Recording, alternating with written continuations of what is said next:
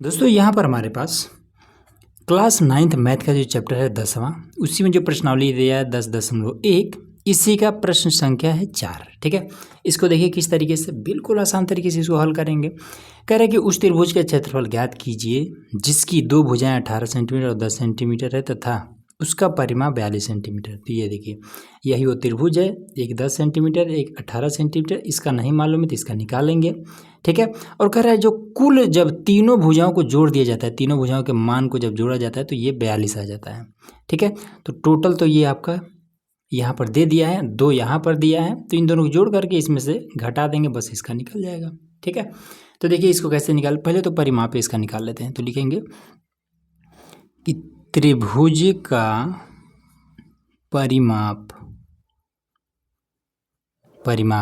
बराबर क्या है, त्रिभुज का परिमाप मतलब तीनों भुजाओं का योग। तो एक भुजा है आपका 10 प्लस में दूसरा है 18। ठीक है, प्लस में तीसरा नहीं मालूम है तो ए और सी, इसको मान लीजिए कि ये ए सी है। ठीक है, अब परिमाप कितना दिया है, टोटल 42, तो इसको रख दीजिए, तो यहाँ पर हो जाएगा 42। ये 28 प्लस में ए सी, इसको इसमें से ला घटा देते हैं, तो ये 42 माइनस का 28 बराबर में ए सी। ठीक है, अब इसको घटाएंगे तो कितना आ जाएगा, 14 बराबर में ए सी, ये आपका इतना आ जाएगा।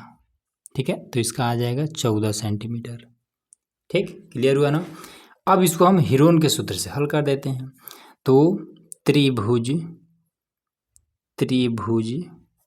का क्षेत्रफल बराबर, फॉर्मूला हो जाता है हीरोन वाला कि एस और एस माइनस का ए, एस माइनस का बी, एस माइनस का सी, बस। ठीक है, अब एस का है तो एस है अर्ध परिमाप, तो अर्ध परिमाप एस बराबर। ठीक है, अर्ध परिमाप एस बराबर, तो ये कितना हो जाएगा, तो परिमाप कितना है, टोटल 42 है, तो अर्ध परिमाप कितना हो जाएगा, 42/2 मतलब कि 21 हो जाएगा सेंटीमीटर। अब फटाफट मान रख देते हैं। बात आती है कि ए और बी कौन है, तो ए बी सी यही है। ठीक है, तो किसी को भी ए बी सी मान लीजिए, तो ए बराबर मान लेते हैं कि 10 है, बी बराबर मान लेते हैं कि 18 है, सेंटीमीटर भी लिखते चलते हैं, और सी बराबर मान लेते हैं कि 14 सेंटीमीटर है। ठीक है, अब तो रखा जाएगा ना आराम से, तो यहाँ पर रख देते हैं।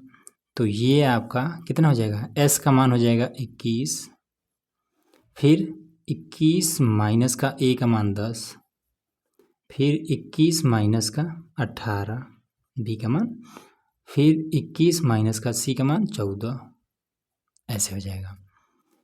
उसके बाद से 21 को हम क्या लिख सकते हैं, पहले तो 21 को 21 से रखिए, इसको घटा लेते हैं, तो ये कितना हो जाएगा 11, फिर यहाँ पर ये कितना आ जाएगा 18 3 21, तो 3 आ जाएगा। ठीक है, फिर यहाँ पर 7, ऐसे हो जाएगा। अब कितना आ जाएगा, अब 21 को हम क्या लिख सकते हैं, 7 त्रिका 21 गुणे में ये वाला 11। ठीक है, फिर ये 3, फिर ये 7।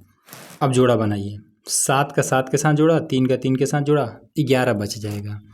तो ये कितना आ जाएगा, 7 का 7 के साथ जोड़ा तो 7, 3 का 3 के साथ जोड़ा 3, और रूट में क्या बच जाएगा, केवल 11।